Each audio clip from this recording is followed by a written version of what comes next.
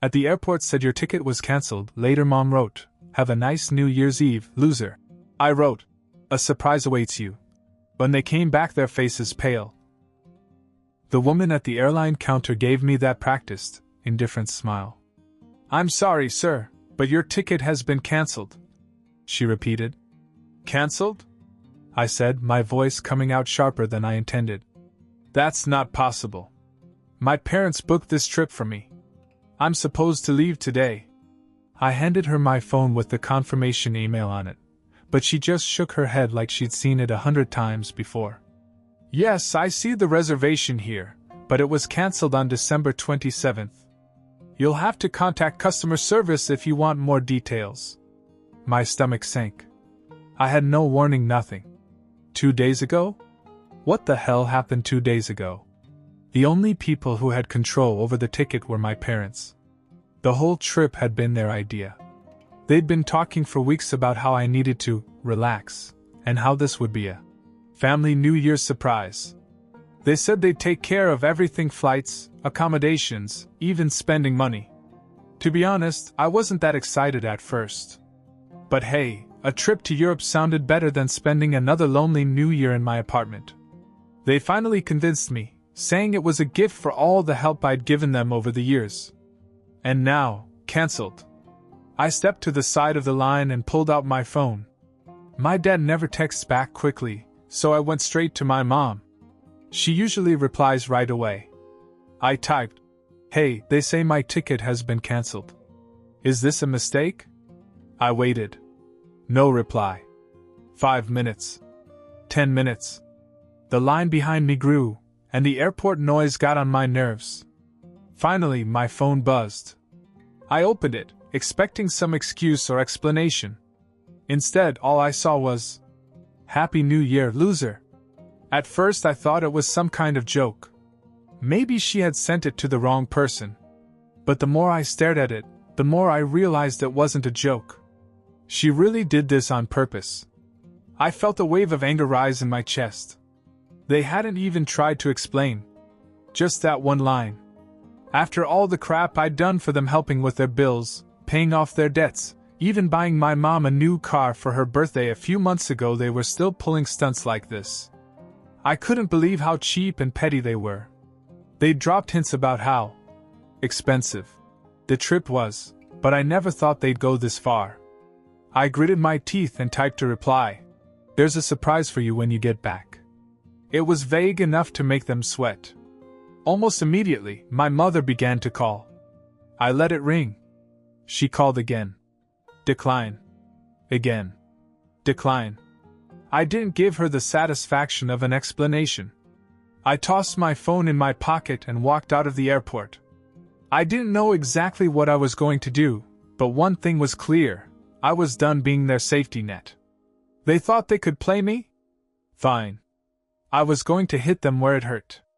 Over the next 10 days, I came up with a plan that would make them regret it for a long time. Over the next few days, my parents continued to blow up my phone. I ignored every call and text. My mom tried to guilt me with messages like, "We were just kidding, and come on, it's no big deal. Don't ruin New Year's for everyone." Yeah, right. I didn't fall for it. Meanwhile, I spent those days plotting. The first step came to me as soon as I got home. The car I'd given my mom for her birthday? The one she'd been bragging about like it was her greatest accomplishment? Yeah, it didn't stay hers for long. I still had the title in my name, so I arranged to sell it. I quickly found a buyer, a guy willing to pay cash. I knew the look on her face when she found out would be priceless. But I wasn't done. There was also the joint savings account we shared. It was supposed to be for emergencies, but in reality, my parents had been using it like their personal slush fund. Since I was the main contributor, I had no problem draining every cent from it. Once the money was safely in my account, I sent one last text. "Happy New Year, losers." Then I blocked them. By New Year's Eve, I was feeling pretty good. I stayed in, cracked open a beer, and watched some movies. I knew my parents were probably fuming overseas. Good. Let them stew. I wasn't going to let them ruin my night. But the best part? I wasn't alone anymore. My aunt and uncle texted me out of the blue to wish me a happy new year. They asked if I was okay because they hadn't heard from me in a while. I guess my parents told them some story about me being sick and unable to travel. I almost laughed out loud. I told them the truth, how my ticket had been cancelled and how my parents had basically abandoned me at the airport. There was a long pause after I sent this message. Then my uncle responded, "Wait, they did what?" He and my aunt were furious. Apparently they had planned to meet us in Europe, but didn't know the full situation. They'd assumed I was sick, as my parents had said. Now they were furious, and they weren't the only ones. My cousins got involved too, sending me messages like, "WTF dude," and "That's cold." They were all on my side now, which gave me an idea. When my parents got back, they weren't going to get the warm welcome they expected. My parents must have finally figured out that I wasn't going to answer, because the calls and texts stopped after New Year's. I could almost imagine them enjoying their vacation, thinking everything would be back to normal when they got home. Little did they know, I had a welcome home surprise planned for them. The day they flew back, I got a message from my cousin Melissa. "Hey, they just landed. Are you ready for the showdown?" I smiled. Oh, I was ready. That afternoon, my parents showed up at my apartment. They didn't come alone. My dad brought my sister, my uncle, my aunt, and a few cousins. I guess they thought bringing the whole family would make things easier. Big mistake. The doorbell rang, and when I opened the door, I could see it on their faces, pale, stressed, and exhausted. My mother was the first to speak. "John, look, can we just talk?" "Sure," I said casually, stepping aside. "Come on in." Everyone filed into my living room. My dad looked around nervously, like he knew something was wrong but couldn't figure out what. My mom tried to play it cool. "We really didn't mean for this to happen. It was just, a little joke that went too far." "A joke?" I repeated. "Canceling my ticket to Europe was a joke?" "Come on, don't be so dramatic," my dad added. "We didn't think you'd react this way. We thought you'd just stay home and relax." "You overreacted." I laughed. "Overreacted? Oh, you think that's overreacting?" I leaned forward. "Okay, then I guess you won't mind the little joke I played on you." They froze. My mother's eyes narrowed. "What do you mean?" I couldn't help myself. I started with the car. "Remember that new car I bought you for your birthday? The one you kept showing off to all your friends? Well, I sold it last week. I hope you didn't leave anything important in it." My mom's jaw dropped. "You what?" "But that's not all," I continued. "You know that joint savings account we had? The one you kept dipping into? I emptied it. Every last dollar." There was a dead silence. My dad looked like he was about to explode, and my mom's face went from pale to bright red in an instant. Before they could scream, my uncle jumped in. "Wait, hold on. You canceled his ticket on purpose? You told us he was sick." "Yes," I said, turning to my uncle. "They lied to you too. I wasn't sick. I was stranded at the airport." The room erupted. My cousins, aunt, and uncle all began to attack my parents. Melissa muttered something like, "This is so messed up," while my uncle shook his head in disbelief.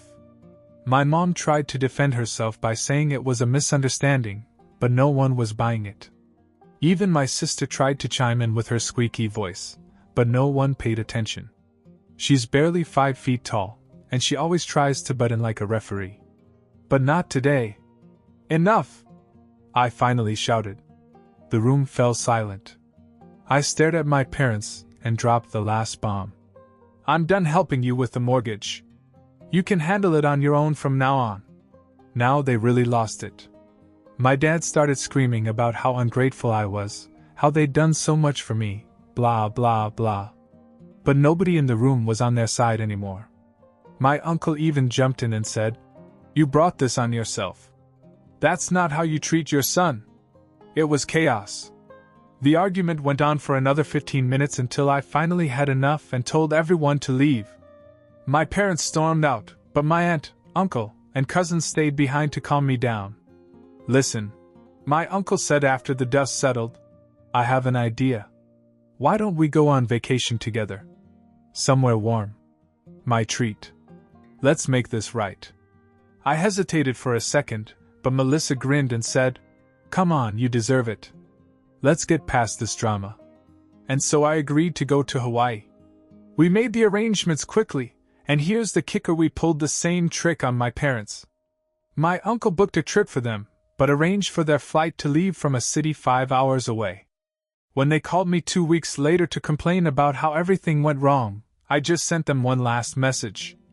Have a nice trip home, losers. Then I blocked them. I thought that was the end of it. We went to Hawaii and had a great time. But when I got back to my apartment, I found a nasty surprise. Hawaii had been perfect: sun, ocean, good company. I could finally breathe after all the family drama. I was actually in a good mood as I walked up to my apartment building, until I saw the car. I stopped in my tracks and stared at the wreckage in disbelief. The windshield and all the windows were shattered. The tires were slashed. But the spray paint hit me the hardest. You shouldn't have moved our property. Bright red letters scrawled across the side of the car like some kind of twisted warning. This wasn't some random act of vandalism. It was personal. I knew exactly who had done it. My parents. A neighbor walked by and gave me a sympathetic look. Man, that's tough.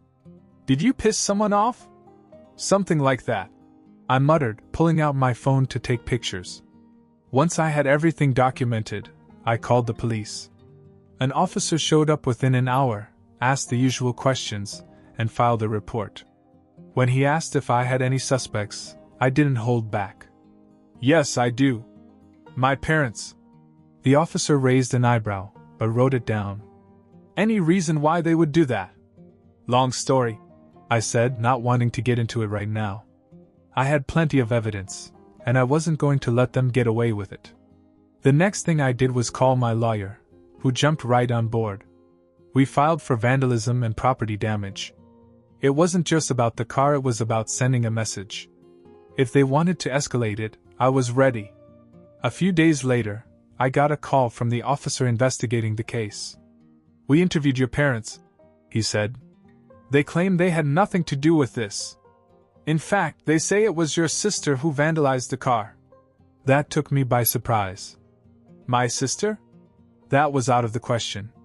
Are you serious? I asked. They're really charging her? Yes, the officer confirmed. They say she acted out because of a family dispute. We're looking into it. I knew what this was. My parents were trying to use my sister as a scapegoat.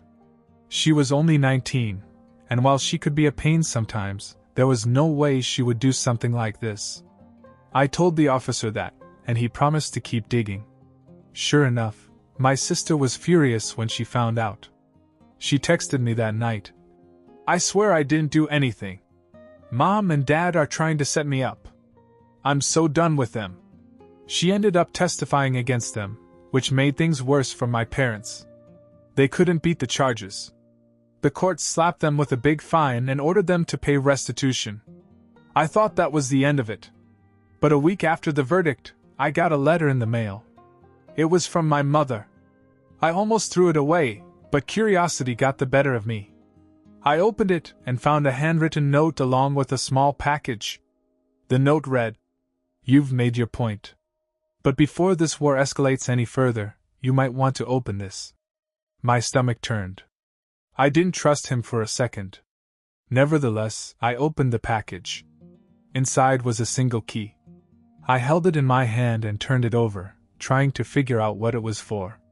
No explanation. Just the key. My mind raced with possibilities. Were they trying to lure me into something? Was this another trap? I had no answers, but one thing was clear: this wasn't over. I stood there staring at the key for a long time. It didn't look like anything special, just a plain silver key with no label or tag. No explanation, no details. Just my mother's cryptic message. I debated ignoring it completely, but my gut told me I had to find out. I didn't want to play into my parents' game, but this key had to mean something. I called my sister, hoping she might know something. "Hey, weird question," I said after some small talk. "Did Mom or Dad ever mention a key to you? I just got one in the mail from them." "A key?" she repeated. "No, that's random. They didn't say anything to me, but you know how they are. Maybe it's for something they've been hiding?" Hidden. That word stuck with me. My parents had always been secretive. They liked to be in control, to make sure that no one knew all the details about their finances, their assets, or their plans. Was this key connected to one of their secrets? "All right, thanks," I said. "I'll figure it out." The next day, I couldn't shake the thought. I tried the key on my apartment door, just to be thorough. No luck. Same with my mailbox. I even tried the storage unit in my building. Nothing. I began to wonder if this was all just a mind game. Then, out of nowhere, my aunt called. "John, are you okay?" she asked, her voice sounding a little concerned. "I'm fine," I replied, confused. "Why is that?" "Well, I heard from your mother today. She said that you would finally understand everything soon." I thought that sounded weird. I paused. "Understand what?" "She didn't say anything else?" "Nope. Just that cryptic line. You know how she loves her little power plays." My head was spinning now. What the hell were they up to? Later that night, I dug a little deeper. I remembered that my parents owned an old storage unit across town. They rented it when I was a kid. I hadn't thought about it in years, but I wondered, could this be it? It was worth a try. The next morning I drove over to the warehouse. The place looked run down, almost abandoned, but it was still open for business. I gave the manager the name on the account, and after showing him my ID, he let me in. Row after row of rusty metal doors stretched out in front of me. I finally found the unit my parents had rented, unit number 312. I took a deep breath, slid the key into the lock, and turned it. It fit perfectly. The door creaked open, revealing a dark, cluttered room filled with boxes and dusty furniture. I stepped inside, coughing as I disturbed the stale air. For a few minutes I saw nothing out of the ordinary. Just old junk, an old couch, a broken coffee table, random boxes labeled Christmas, and tax papers. But then, near the back of the unit, I noticed something strange. There was a large, locked metal box. It didn't match anything else in the storage unit. I tried the key again, and to my surprise it worked. The chest opened, revealing stacks of files, photos, and most importantly, a small safe box. I flipped through the files. They were filled with documents, financial records, property deeds, and even legal papers. Some of them mentioned accounts and assets I'd never heard of. My parents had been hiding money and property for years. There was more cash in the safe than I'd ever seen in one place. I sat there for a long time processing it all. My parents had always claimed that they were struggling financially, that they were constantly borrowing from me, but that had been a lie. They weren't broke. They were hoarding wealth behind everyone's back, using me and my sister as their personal bank whenever it suited them. This wasn't just about the money anymore. This was a whole new level of betrayal. I took pictures of everything and locked the storage unit back up. When I got home, I texted my mom one last time. "I found it." Her reply came within minutes. "We need to talk." But I wasn't in the mood to talk this time. This wasn't just about revenge anymore. I now had leverage and I was going to use it. The money hit my account that night, every penny they had borrowed from me over the years, plus a little extra. It was almost as if they thought paying me off would magically erase everything that had happened. But money wasn't really what this was about anymore. I sat on my couch staring at my phone as message after message came in from my mom. She was trying to negotiate, trying to explain. My dad had gone silent, probably thinking that silence was his best strategy. The truth was, I didn't care about her explanations anymore. I had the answers I needed. They'd been hiding assets, lying, and using me for years. I didn't need to hear any more excuses. The last message I read from my mother said, You don't know the whole story. Family is complicated. We were protecting all of us. One day you'll understand. Understand? Protect us? I laughed bitterly. This was their justification? Taking advantage of her own children under the guise of family responsibility? Later, my sister called. I heard about everything, she said, sounding exhausted. Yeah. It's been a ride, I said, rubbing my face. Mom's freaking out, she continued. She keeps saying that you're trying to destroy the family legacy or some such nonsense. But honestly, I don't blame you. I would have snapped too. You're not wrong. I sighed. I'm done with them, Katie. Forever. I'll keep in touch with you, but them? I'm out. No more talking, no more helping, no more being their safety net. If they want to dig themselves out of their mess, they're on their own.